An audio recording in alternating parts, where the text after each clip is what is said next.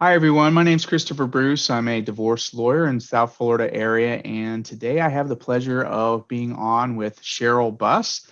Cheryl is a licensed clinical social worker, and she's based in the Sarasota area, but she's licensed in Florida and sees clients statewide, which is how I came to know her. She works or has worked with a few of the clients that we've represented in some really just high conflict relationships, usually those that involve divorce from a narcissistic type individual, usually with kids involved. And I'm just really thrilled that she's taking the time out of her day to come here and talk a little bit about some of the things that all parents and spouses or anybody really should know when leaving a relationship with somebody who has these narcissistic character traits, especially when there's kids involved. So we've got some really cool stuff to talk about. We spent some time before this going over the subject matter. I think it's going to be really helpful. And I think it's the point in time where I should stop talking. And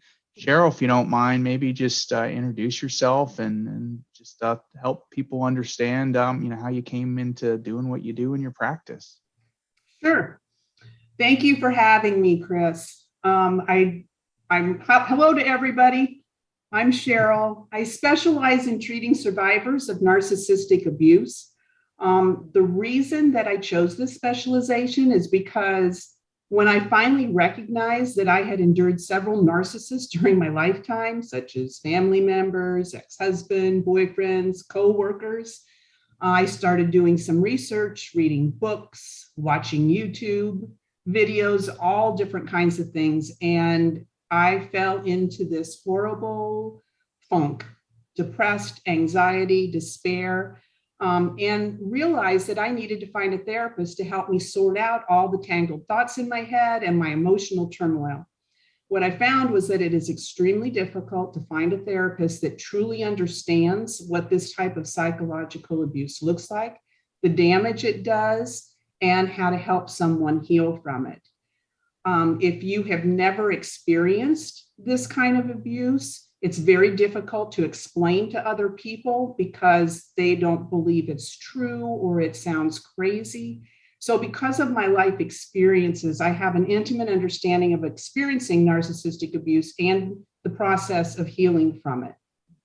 That's why I do what I do. Well, and it's to me, you have what I'd love to say I have, but I don't. And that's the experience of going through these relationships that you help people successfully process and sometimes move on from. And I have to think that really helps a lot with what you do in your practice for your clients. So Yes, I, absolutely. as it relates to the client work that you do with people in these difficult relationships, I mean, what are some of the primary issues you see with people who were going through a divorce or a breakup of a relationship, and the other person, parent, is a narcissist? How does that complicate things? Maybe people hearing about that, they might be able to resonate, with their own life or some people they're trying to help. Okay, yes. Basically, the narcissist is going to do everything they can. They're going to go after everything, whatever is most important to the other party, or what they're really good at. And if there's children involved, it's usually the healthy parent that is a great parent. They will go after the mom or the dad, whichever is the healthy parent, and try to keep the children from them. They will lie about everything. They're very masterful and convincing liars. They will create the narrative that the healthy parent is unfit in any of numerous ways. They'll frequently use the children to spy on the other parent or tell them lies about the other parent in an attempt to alienate them from their healthy parent. And basically, their only goal is to win and have ultimate control. Cheryl, we were talking a little bit before we started the recording that just the situation people go through when they're ending a relationship with somebody who's a narcissist or similar type personality. Some of the stuff that happens, most people just wouldn't even believe it actually happens in this day and age and in the Me Too era. And maybe for those people, or for the people that might be going through this and just think there's something wrong with them, and help us understand, how does going through one of these relationship breakups with children and a narcissist affect the healthy person, the healthy parent? Sure. My clients have already suffered considerable abuse living with a narcissist, which means they are often very confused about their own reality. They wonder if they're crazy. They complain of memory problems. They're hyper vigilant, resulting in severe anxiety, and they're often terrified at what the narcissist will do next. So they feel like they're always walking on eggshells. So for the people that are experiencing that type of situation, well, what's the best advice to those people at how to minimize the way they're feeling and how it affects them? Yes, I work with my clients to understand the tactics that narcissists use to inflict the fear and confusion that has made them question everything they think, do, and say, basically leaving them in utter despair. I help them understand that everything they are being accused of is really what the narcissist is doing. This is called projection. The narcissist projects their actions and behaviors onto them and then blames them for their horrible behavior. I also help them understand the techniques narcissists use, such as gaslighting, love bombing, using flying monkeys, attacking their character, their looks, their intelligence, their parenting skills, and the list goes on. I also help them understand how the narcissist communicates through text and emails and teach them how to basically decode what they are really saying. Essentially, how to minimize engagement by keeping communication limited, free of emotion, and just using the facts, using techniques such as gray rock, canned responses, are always with a courteous or businesslike email or text. I also encourage them to use a separate email address or a court-approved app to communicate, such as our Family Wizard. The reason for that is that you need to document everything that is going on. And if you have a separate email, it's easier for you to print out that information. The court-approved app is something that the courts can see, so it makes it it's good documentation for court. I also encourage them not to agree to any FaceTime or videos because these avenues of communication leave them open to further abuse. Well, that's interesting stuff. And maybe we'll have a bonus round at the end. I know what some of these terms mean, but they're kind of interesting when you hear them: gaslighting, love bombing, flying monkeys. I remember the first time I heard that, I had to play along and then look it up. But maybe we'll have a bonus round at the end. But and speaking of the end, I mean, just to give the people out there some hope with this stuff, because you and I both have seen the transformation in people. How does some of the work that you do and some of the methods that anybody listening to this can implement with their communication, how does that help them? How does it change their life and how they feel and impact their healing? Basically, it really helps initially to decrease their anxiety. They begin the deprogramming phase, so to speak. That after that happens, their confidence slowly builds back up, and that's really when the healing process begins. So I guess one of the things we're going to talk about is narc speak. And for some people who are hearing this for the first time, they're probably saying, "What the heck is that?" And what's going on here? But it's interesting the patterns with how narcissists and similar types communicate and do similar things, and it's confusing. I think we were saying before, it's like a bunch of gibberish sometimes, or garbage. Yes. But we'll get into that a little more maybe. So what is narc speak? Basically, narc speak is this convoluted way that narcissists communicate, and it seems to be common to all of them. They tend to use long, rambling sentences, and I mean really long, big words that are meaningless in the context of their message. The message contains projections, threats, false accusations, anything that will cause you pain, fear, anxiety, or despair. And if you respond to those, they will send another similar message, but it will be more raging and ranting. In other words, longer, but simply using the same words over and over again, resembling word salad. And I think from what I understand, your suggestion a lot of times is to respond in a very business-like manner and to keep it short and to keep from just engaging with them in the same way to hopefully minimize the effect that this word salad gibberish, as I call it, I guess, Yes. affects the person. Yes, absolutely, absolutely. And there's a great book by Tina Swippen called The Narc Decoder: Understanding the Language of the Narcissist.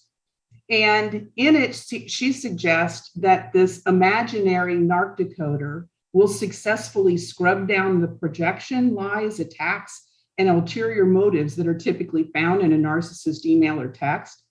And she also recommends that in the beginning stages of the decoding and learning how to do it, if it's too difficult to do due to post-traumatic stress or triggers you in some way, that you share your message with a trusted friend and let them decode the message for you. And I thought that was such a great idea that it became one of my free services to my clients. So I tell them that they can send me their texts or emails from their narcissist, and I will decode it for them. And what this does is it speeds up the learning curve for my clients learning how to do this on their own, which lowers their anxiety about how to respond or not respond, and therefore speeds up the process of healing. So once they figure out how to code narc speak, it becomes rather entertaining, which actually makes it fun for me to help them learn this skill. And all of my clients who have taken me up on this have later told me that it was the best thing I ever could have done for them to start the process. That's when we were talking about that, I mean, it just seemed to be so helpful. And for the people that are going to be having to go through the legal process if they're getting divorce through this, I mean, I'll tell you what, I mean, being able to work with a really good therapist or coach like what you do on this as compared to calling a lawyer each time is, I think it's not only probably a better way to learn the skill of how to respond, but also probably a pretty economical way to do it too, and a lot quicker. I mean, most of the lawyers, it's hard to get them to pay attention for a couple of days, and you can get this type of help through you pretty quickly. And I think that's an amazing service that you offer to your clients. So it's pretty neat. And I guess this wasn't in the script, but can you tell me what a flying monkey is and how somebody gaslights just for the heck of it? Sure. So gaslighting is when they will move something and you can't find it, and you left it in a certain place, and then you find it someplace else, and they're like, well, you didn't put it there. Or they'll tell you something, and a day or two later, you say, well, you said to do this. And they'll say, I never said that. Or they'll do something to you, maybe something negative, and you'll say, well, we got in that fight the other day and you slapped me up the side of the head. And they'll say, I never did that. And so they hear that so much that they get to the point where they start questioning their own memory, and they start questioning, did that really happen? Is that what he said? They're very subtle in how they do this. It starts a little bit at a time, and then it gets more and more to the point where you just don't even know what your own reality is. Flying monkeys. Oh, yeah. We can't miss that. We can't miss that. Okay. So flying monkeys.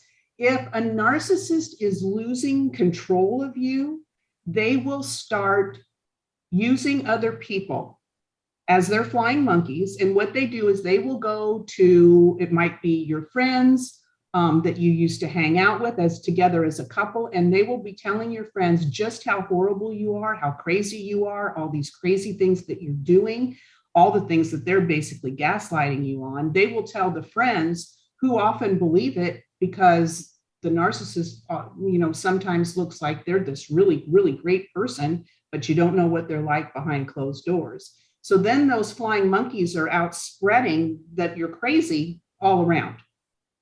That's flying monkeys. They will use them against you.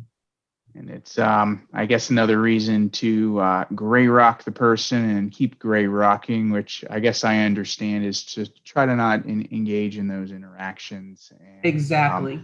eventually, for a lot of our clients, they eventually will minimize and hopefully stop to some degree. But one thing I just it's fascinating to think about for me, and a lot of our clients want to know when they're in a framework of they're unhappy, but they're so predisposed to trying to help other people. They have their beautiful children in front of them, and they're just givers in life. They want to fix the situation, and they have a lot of high hopes for maybe taking, what's had glimmers of being a relationship they want to stay in at times and making it a better one.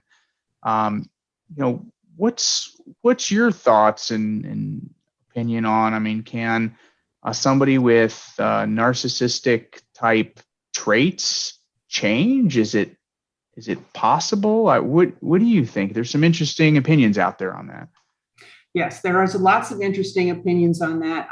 In my opinion, I believe that most people have some narcissistic traits because there are some things that are healthy to a certain degree. So those traits lie on a continuum. Like, for example, if you grew up with a narcissistic parent, you may have some narcissistic traits because you were molded that way and that was your normal, basically.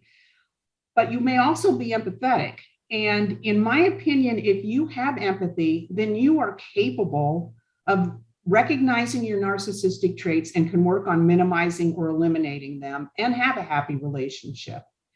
However, for a full-blown narcissist that has no empathy, they are incapable of caring for anyone but themselves, and they do not believe there is anything wrong with them. So why would they change anything? That's basically my feeling on that.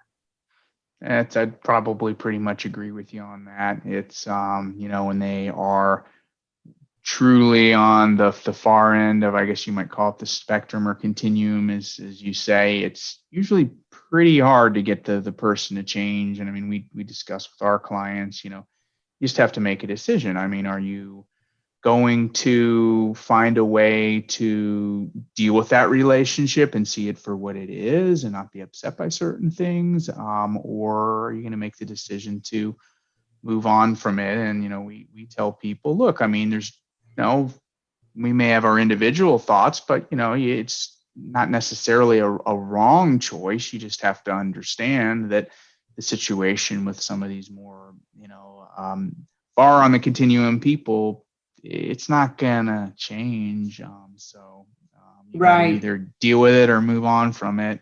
Sadly, you're not gonna fix it most of the time. But most of the time, Chris, can I interject something else? Sure. Yes, definitely. Okay. The other thing that I'm starting to find, because the narcissists use projection, all right?